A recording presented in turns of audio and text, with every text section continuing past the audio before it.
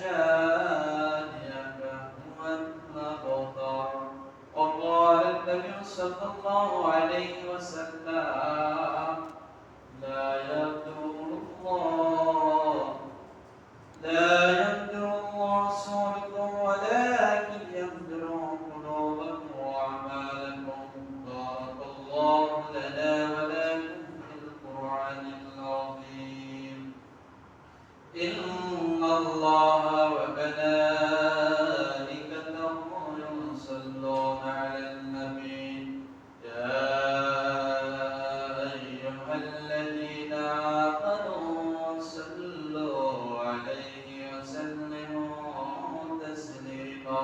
اللهم صل على سيدنا مولانا محمد وعلى آل سيدنا مولانا محمد এই দুনিয়া পরিরমে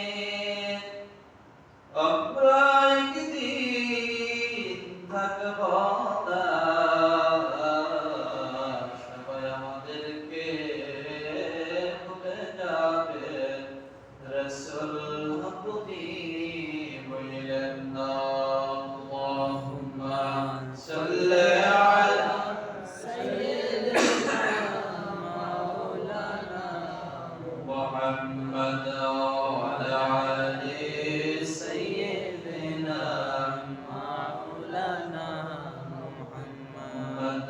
لا إله إلا الله لا إله إلا الله لا إله إلا الله لا إله إلا الله محمد رسول الله صلى الله عليه وسلم.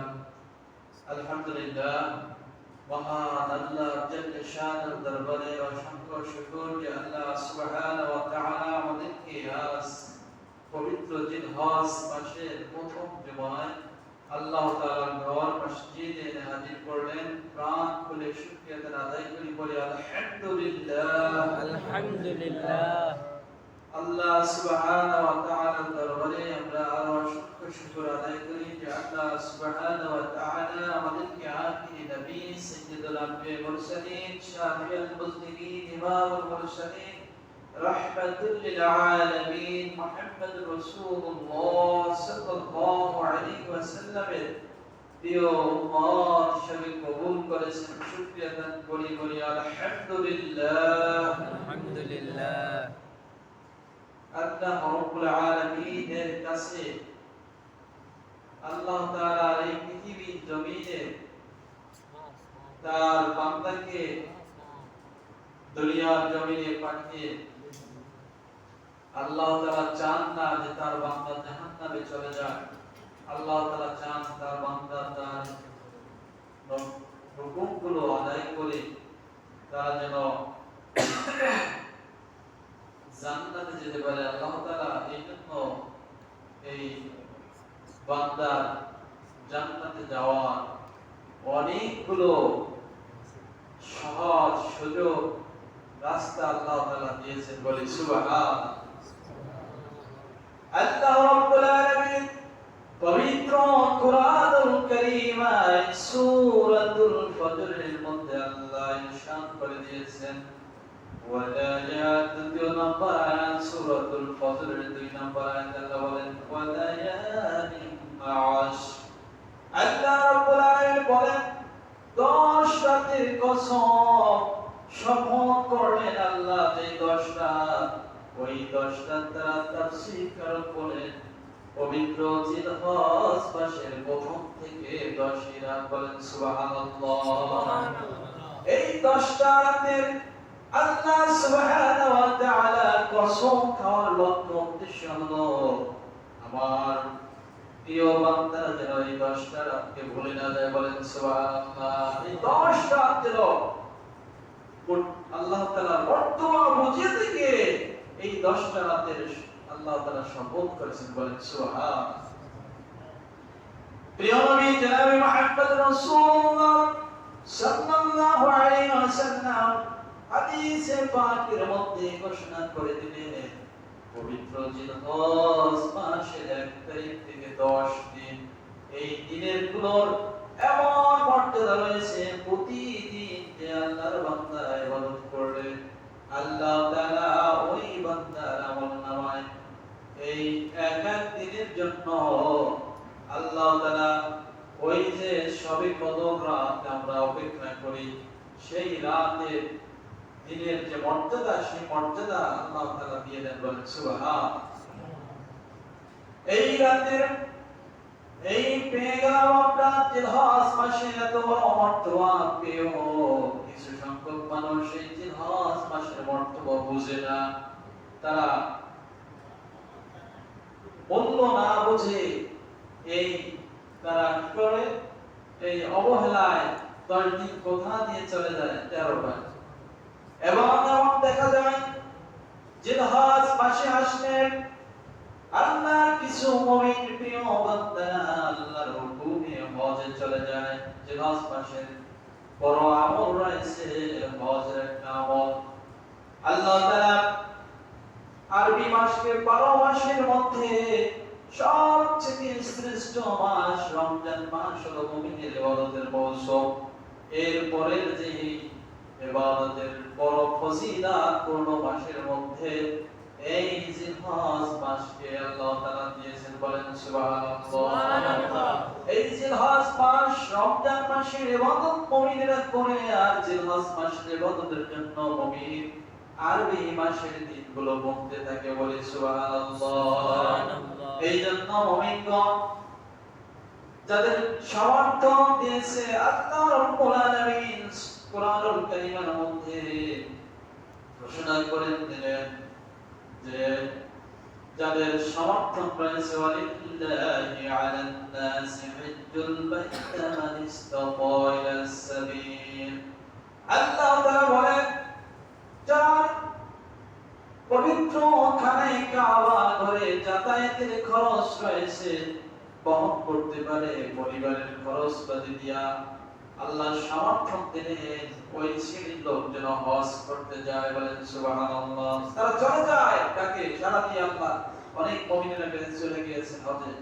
তারা আল্লাহ তাআলার পবিত্র ঘরে গিয়ে হাজিরা দেয়, বলে লাব্বাইক আল্লাহুম্মা লাব্বাইক লা শারীকা লাক লাব্বাইক আল্লাহুম্মা আজিম, তুমি ছাড়া তো আর কোনো মাবুদ নাই, বলেন সুবহানাল্লাহ। লা শারীকা লাক লাব্বাইক, আল্লাহ ছাড়া কোনো মাবুদ নাই, সেই এক আল্লাহর গোলামি করতে হবে। এই জিলহজ মাসের মধ্যে হজ একটি অন্যতম ইবাদত রয়েছে। এরপর রয়েছে কুরবানি, এই মাসের মধ্যে রয়েছে তাকবীরে তাশরীক, এই মাসের অনেকগুলো বরকতময় রয়েছে।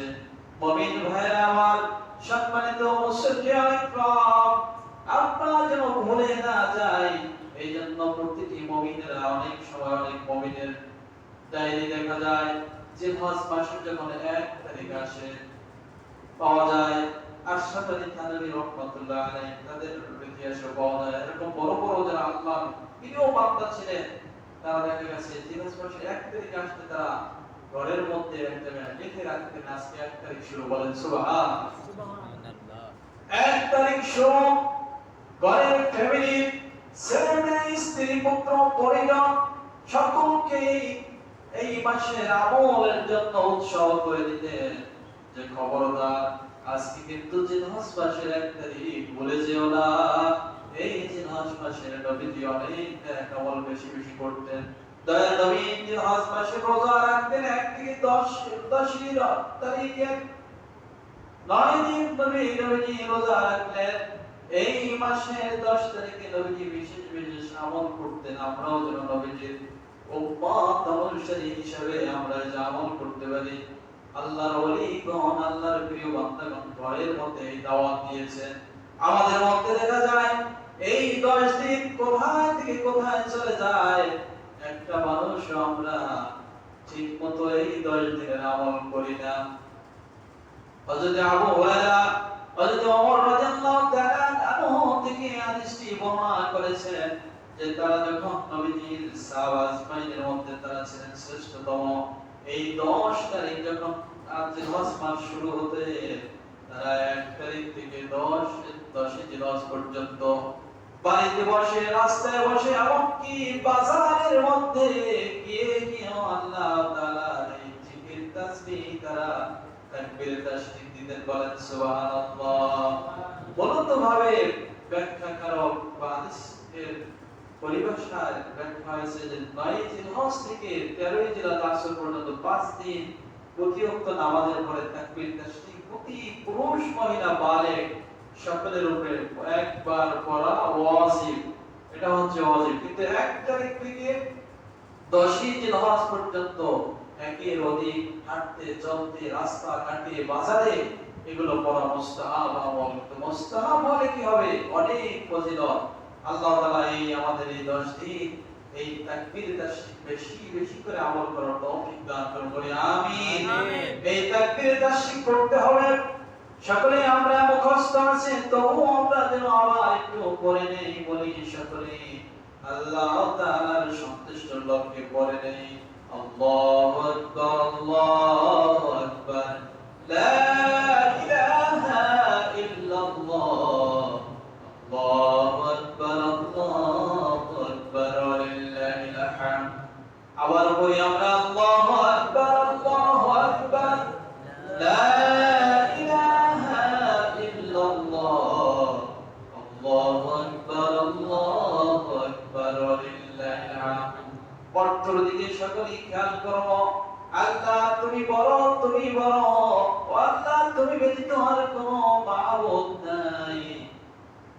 লা ইলাহা ইল্লাল্লাহ তুমি ছাড়া কোনো মাবুদ নাই।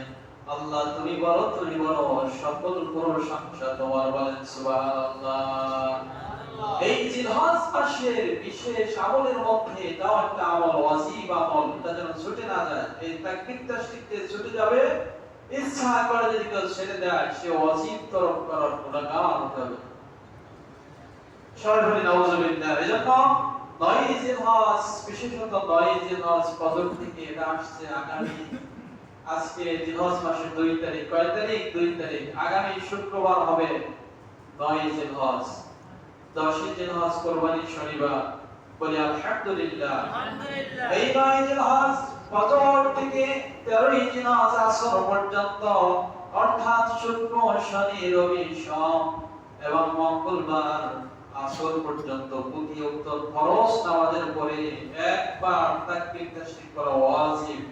বিভিন্ন ইমামের মতামত দেখতে পেলাম। কোন ইমামে বলছে 3 বার পড়লে, কোন ইমামে বলছে একবার পড়লেই ওয়াজিব আদা হয়। আমাদের ইমাম আহমদ বলছেন একবার পড়লেই ওয়াজিব আদা হয়। কিন্তু 3 বার যদি পড়েন গুনাহ নাই। এটা হচ্ছে মুস্তাহাব। বলেন সুবহানাল্লাহ। কিন্তু আমাদের ফ্যামিলির সকলকে বলে দিতে হবে, খবরদার এই জিলহজ মাসের অনেকগুলো আমল আছে, তার মধ্যে একটা আমল আছে, এটা যেন ছুটে না যায়। এরপরে আছে এই জিলহজ মাসের মধ্যে কয়েকটি আমলের মধ্যে একটি আমল দেখলাম, যেন আল্লাহর বান্দারা বেশি বেশি আল্লাহর জিকির করে। কি করবে? আল্লাহর জিকির করতে হবে। এরপরে যারা পারে জিলহজ মাসে রোজা রাখবে, এই কুরবানির আগের দিন পর্যন্ত রোজা রাখবে। ঈদের দিন রোজা রাখা হারাম, ওই দিন নয়। এই প্রথম জিলহজ মাসের 1 তারিখ থেকে 9 দিন রোজা রাখা যায়, টানা রোজা। আবার হজের দিন রোজা রাখবে। যদি হজের দিন রোজা, আরাফাতের দিন কেউ রোজা রাখে, নবীজি বলছেন তার পিছনের বছরের সগীরা গুনাহ এবং সামনের বছর বেঁচে থাকে না, চলে যায়, তবুও আল্লাহ এই 2টি বছরের সগীরা গুনাহ মাফ করে দেয়। সুবহানাল্লাহ। এই রোজা যারা মানে রাখার চেষ্টা করব। এরপরে দেখেন আমরা এই তাকবীর তাশরিক পড়ব। যাদের সামর্থ্য হয়েছে তারা কুরবানি দিবে। কুরবানির বড় ইতিহাস আমরা অনেকেই জানি, কিন্তু সেই ইতিহাস থেকে মূল ঘটনা সব মনে না রাখলেও সারমর্ম মনে রাখতে হবে। সেটা হচ্ছে যে আল্লাহ তাআলা খলিল, আল্লাহর প্রিয় হাবিব খলিল ইব্রাহিম আলাইহিস সালাম, যার জীবনে অনেকগুলো পরীক্ষা সম্মুখীন হয়েছেন, সেই পরীক্ষার সব পরীক্ষায় গোল্ডেন এ প্লাস মানে ফার্স্ট ক্লাস পাস পেয়ে যাওয়ার সুবহানাল্লাহ পাওয়ার কারণে আল্লাহ তাআলা নিজ আল্লাহ ঘোষণা দিয়ে দিলেন ও ইব্রাহিম তুমি তো আমার সব পরীক্ষা এগুলো পাস করলা এজন্য তামাম আমার যত মুমিন বান্দা হবে তাদের এই বান্দাদের মধ্যে ইমাম হিসেবে তোমাকে আমি ঘোষণা দিয়ে দিলাম বলেন সুবহানাল্লাহ মুমিনদের মুত্তাকিদের ইমাম ইব্রাহিম আলাইহিস সালাম বলেন সুবহানাল্লাহ এরপরে আল্লাহ তাআলা ইব্রাহিম আলাইহিস সালাম এই কুরবানির যে ইতিহাস রয়েছে আল্লাহ রাব্বুল আলামিন হযরত ইব্রাহিম আলাইহিস সালামের সন্তান হচ্ছে না বয়স হয়ে গেল আল্লাহর কাছে চায় রব্বি হাবলি মিনাস সলিহিন ও আল্লাহ ওকে একটা সন্তান দাও আল্লাহর দরবারে ফরিয়াদ জানানোর পরে একটি সন্তান দিলেন এই সন্তান ছোট অবস্থায় পবিত্র যেখানে এখানে কাবা ঘর রয়েছে সেই সৌদি আরবের মধ্যে একটা জঙ্গল লেখা কিতাবে বর্ণনা পাওয়া যায় জঙ্গল মানুষজন নাই বাজারঘাট নাই লোকজন নাই সেখানে আল্লাহ নির্দেশ আসলেন রেখে আসলেন দেখেন সন্তান রেখে আনলো সামান্যতম খেজুর পানি নিয়ে রেখে গেল তার স্ত্রী যখন জিজ্ঞাসা করলেন ও আল্লাহর আল্লাহর নবী এই যে আপনি আমার ছোট্ট শিশু সহ এখানে রেখে গেলেন কার নির্দেশে রেখে গেলেন বলেন যে এটা আল্লাহ তাআলার নির্দেশ বলেন সুবহান এমন মহিলার জবাব দিলেন আল্লাহ আজিরা যারা জবাব দেন আল্লাহ রাব্বুল আলামিন যদি আমাদেরকে আপনার হুকুমে আপনাকে বলে সেটা যদি আল্লাহর হুকুম হয়ে থাকে তাহলে আল্লাহ তাআলাই আমাদেরকে ইবাদত করবে বলেন সুবহানাল্লাহ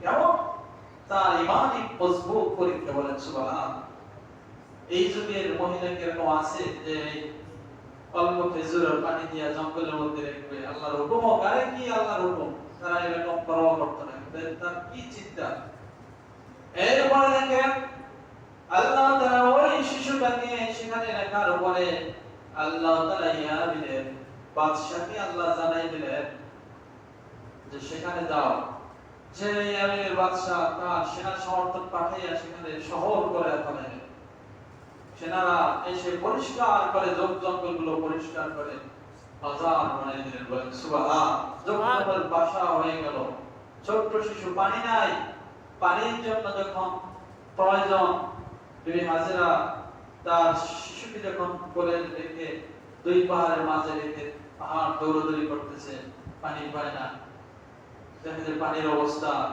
খুব কঠিন তখন আল্লাহ তাআলা সন্তানের পায়ের ফোয়া দিয়ে পানি তৈরি বের করে দিলেন বলেন সুবহান বড় ইতিহাস সংক্ষেপে বলি পানি বের করে দিলেন নবী বললেন বিবি হাজেরা আলাইহিস সালাম যদি এই পানি যদি তার ওই পাথর দিয়ে চারিদিকে বাঁধ না দিতে তামাম পৃথিবীর জমিনে আল্লাহ পানি পৌঁছে দিতেন বলেন সুবহানাল্লাহ আর পানির মধ্যে এমন বরকতময় রেখেছেন যেটা জমজম নামে আমরা চিনি এত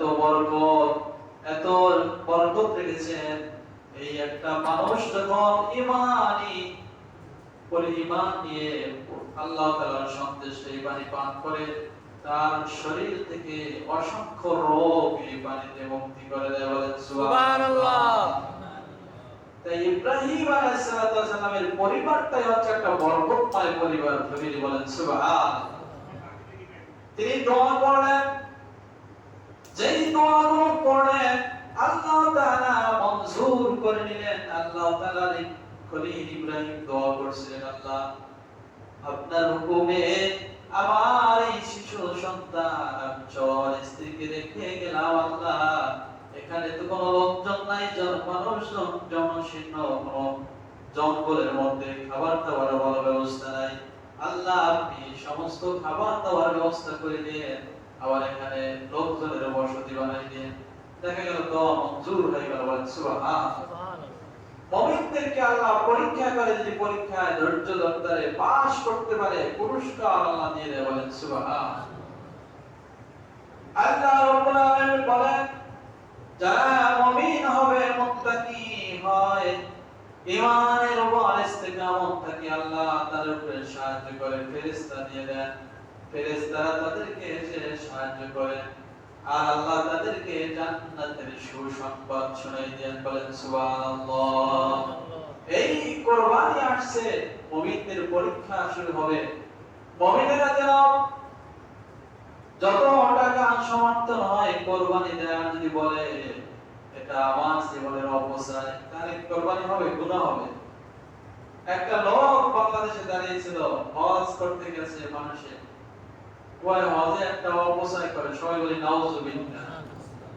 তাকে আল্লাহ অপমানিত, লাঞ্ছিত, দুনিয়ার জন্য বেইজ্জতি করছে, সবাই বলে নাউজুবিল্লাহ। এজন্য আল্লাহর হুকুম নিয়ে কোনো তালা বাহানা করা যাবে না। আল্লাহ তাআলার হুকুম আসলে ওটা কি গ্রহণ করতে হবে। এই কুরবানি যাদের উপর ওয়াজিব হয়েছে, যারা যাকাত দিতে পারে, নিসাব পরিমাণ সম্পদ আছে, যাকাতের জন্য 1 বছর করতে হয়, কিন্তু কুরবানির দিনের জন্য 1 বছর করে লাগে। আপনার ঈদের দিন কুরবানি যদি দিন শুরু 10 তারিখ, 11, 12 এই সময়ের মধ্যে 3 দিন যদি আপনার নিসাব পরিমাণ টাকা থাকে, আপনার উপরে কুরবানি ওয়াজিব। এটা রূপের মূল্য হোক 7.5 ভরি স্বর্ণ অথবা 52 তোলা রূপা, এর মূল্য পরিমাণ টাকা। বর্তমানে রূপের মূল্য হয় মাত্র 52 তোলা, হয়তো 70-80 হাজার টাকা বিশেষজ্ঞরা বলে বাজার দাম হিসেবে। এরপর স্বর্ণের মূল্য আপনি যদি বলেন 7.5 ভরি, তাহলে সেখানে অনেক টাকা, 7 লাখের বেশি। কিন্তু রূপের মূল্য ধরলে কম। আল্লাহ তাআলা আমাদেরকে বুঝে শুনে এই কুরবানির দিনে কুরবানি করার তৌফিক দান করুন, আমিন। নবী বলেছেন, যারা কুরবানি দিবে, এই কুরবানির দিন আল্লাহর কাছে সবচেয়ে জবাই করা কুরবানি, আল্লাহর রাস্তায় দেওয়া এই আমলটা আল্লাহর কাছে বেশি প্রিয়। বলেন সুবহানাল্লাহ। আর নবীজি আর হাদিসে বর্ণনা করলেন, তোমরা মিল্লাতা আবিকুম ইব্রাহিম ওয়া, এই কথা যখন নবীজি বললেন যে ইব্রাহিম আলাইহিস সালাম সুন্নাহ হিসেবে কুরবানি দাও, তখন সাহাবারা নবীজিকে জিজ্ঞেস করলেন যে হুজুর, এটা দ্বারা আমাদের লাভ কি? বলেন, এটা মধ্যে তোমাদের এমন লাভ যে এই জানোয়ারটি তোমরা কুরবানি দিবা, তার প্রতিটি পশমে পশমে আল্লাহ নেকি দিবেন। বলেন সুবহানাল্লাহ। সাহাবারা আবার প্রশ্ন করলেন, ইয়া রাসূলুল্লাহ, ছাগল আর দুম্বা ভেড়া এদের পশমে কি সব দেবেন? নবীজি বলেন, না, এদের পশমের জন্য, প্রতিটি পশমের জন্য আল্লাহ নেকি দিবেন। বলেন সুবহানাল্লাহ। একটা গরু বা একটা ছাগল বলেন বা একটা ভেড়া বলেন, এটা পশম যে কত সংখ্যক, পৃথিবীর মানুষ কেউ আদৌ গুণে সক্ষম হবে না। আল্লাহ তাআলা বুঝাই দিলেন, যারা অসংখ্য সওয়াব আল্লাহ দিয়ে। বলেন সুবহান। যেন যাদের উপর কুরবানি ওয়াজিব হয়েছে, তারা যেন কুরবানি দেয়, এটা ফজিলত শোনালাম। কিন্তু না দিলে কি, তাও নবীজি বললেন, যারা রূপে আল্লাহ রাব্বুল আলামিন সম্পদ দিলেন, নিসাব পরিমাণ মালের মালিক হলো, কুরবানি দিল না, ইচ্ছা করে কুরবানি দিল না, এই লোকগুলো যেন আল্লাহ তাআলা ওই দিন টিকায় না যায়। সবাই বলে নাউজুবিল্লাহ। কথাটা কি সহজ না অত্যন্ত কঠিন ভাষায় নবীজি বুঝাইতেন? এত নিয়ামত আল্লাহ দিল, আল্লাহর দেওয়া সম্পদ দিয়ে উনি কুরবানি দিবেন, সে দিল না, তাহলে সে যেন ইনকার ওঠে না আসে। এটা নবীজি অত্যন্ত কঠিনতা বোঝানোর জন্য হাদিসটি বর্ণনা করেছে। আল্লাহ তাআলা আমাদের বোঝার তৌফিক দান করুন, সকলে বলি আমিন। আমাদেরকে যাদের সম্পদ দিয়েছেন তারা যেন কুরবানি দেয়, যাদের সম্পদ হয়েছে তারা যেন হজ করে, যারা সম্পদ হয়েছে তারা যেন এই কুরবানিতে ভুলে না যায়, এবং যাদের নাই তারা যেন আল্লাহর কাছে দোয়া করে, আল্লাহ দিতে পারলাম না, শরীর দেওয়ার তৌফিক দিও। বলেন আমিন। ভালো কিছু নেয় কামনের জন্য দোয়া চাইতে হয় আল্লাহর কাছে। দোয়া চাইলে, চেষ্টা করলে আল্লাহ তাআলা ওই কাজটা বান্দার জন্য করা সহজ করে দেয়। বলেন সুবহানাল্লাহ। এই রমজান মাস পাশের যে আমলগুলো বললাম, আবার আমি শুরু থেকে আলোচনাটা নিয়ে আসতেছি, সেটা হলো এই মাসে তাকবীরে তাশরিক আদায় করব, যাদের তৌফিক আছে তারা কুরবানি দিবে, এবং এই মাসে বেশি বেশি রোজা রাখার জন্য বলা হয়েছে, রোজা রাখবো। এই মাসে বেশি বেশি জিকির করব, এই মাসে বেশি বেশি আমরা সাধ্যর চেয়ে বেশি একটু দান খয়রাত করব। আমরা যেন এই মাসের এই মর্তবা বুঝে আল্লাহর কাছে তাওবা ইস্তিগফার করব। আল্লাহ তাআলা এই জিলহজের দিন কোরআনুল কারীমের সূরা ফসলের 2 নম্বর আয়াত তেলাওয়াত করলাম। সেখানে আল্লাহ তাআলা বললেন ওয়ালা ইয়াল আশর মানে 10 রাতের শপথ, মানে 10 রাতটাকে বোঝাইলেন জিলহজ মাসের 1 থেকে 10টা। এত ফজিলত আল্লাহ তাআলা দিয়ে দিলেন, কোরআনের যে বর্ণনা দিয়ে দিলেন। এরপর যদি আমাদের আরো বাকি থাকে আর কেবলের ব্যাপারে, এই জন্য এই রাতগুলো একটু কম ঘুমিয়ে তাহাজ্জুদ করার অভ্যাস করব, দিনে রোজা রাখার অভ্যাস করব। আল্লাহ তাআলা আমল করার তৌফিক দান করুন, সকলে বলি আমিন। দেখেন এই কুরবানির জন্য আল্লাহ তাআলা সূরা সাফের মধ্যে 102 নম্বর আয়াত থেকে 107 নম্বর আয়াত পর্যন্ত যে আল্লাহ ব্যাখ্যা দিলেন, সেখানে আল্লাহ তাআলা জানাইলেন যে আমার ইব্রাহিমকে আমি স্বপ্নে দেখাইলাম যে তুমি কুরবানি করো প্রিয় বস্তু দ্বারা। সে কি করলো? তার স্বপ্নকে বাস্তবে পরিণত করে দিলেন, বলেন সুবহান। নবীদের স্বপ্ন মিথ্যা নয়, ওহী সমতল, বলেন সুবহান। নিজের সন্তানকে জবাই করবে, এটা কি আল্লাহ চেয়েছেন? আল্লাহ চায়নি। আল্লাহ চেয়েছেন তার মনটাকে, তার যে নফসটাকে জবাই করতে পারবে, সেটা আমার থেকে রুজু আছে কিনা। যদি আল্লাহ চাইতেন তার সন্তান জবাই হোক, তাই হয়ে যেত, কিন্তু আল্লাহ রাব্বুল আলামিন এটা চান না। আল্লাহ চেয়েছেন যে আমার খলিল পরীক্ষা যেন পাস করে। তিনি পরীক্ষায় কিভাবে পাস করেন? একেবারে ফার্স্ট ক্লাস পাস করে, বলেন সুবহান। এমন না যে শোয়াইবেন টুকু করলেন, জবাই দিলেন কি দিলেন না, না ছুরিও চালাইছেন, বলেন সুবহান। এটা কোনো গল্প না, উপন্যাস নয়। আপনি কোরআন খুলে দেখবেন, সূরা সাফের মধ্যে আল্লাহ স্পষ্ট উল্লেখ করে দিলেন। এবং সেখানে তার সন্তান নবী ইসমাঈল আলাইহিস সালাম যে জবাব দিলেন, তাও আল্লাহ কোরআনে দিয়ে দিলেন।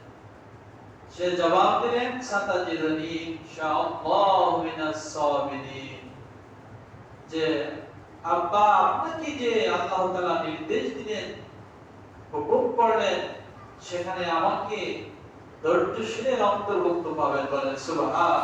পৃথিবীর জমিনে যত ধৈর্যশীল আছে, আমি একলা ধৈর্যশীল না, সবাই যে ধৈর্যশীল আছে তাদের মধ্যে আমাকেও ওরকম একটা গণ্যকারী পাবেন, বলেন সুবহান। কেমন সন্তান, এই শিক্ষা দ্বারা আমাদেরকে বোঝাতে হবে যে আল্লাহ তাআলার হুকুম আসলে যদি সন্তান জবাই দিতে হয়, জবাই দেওয়া হবে, জবাই দিলাম। যদি আল্লাহর হুকুম আসে টাকা পয়সা দিতে হয়, দিয়ে দিলাম।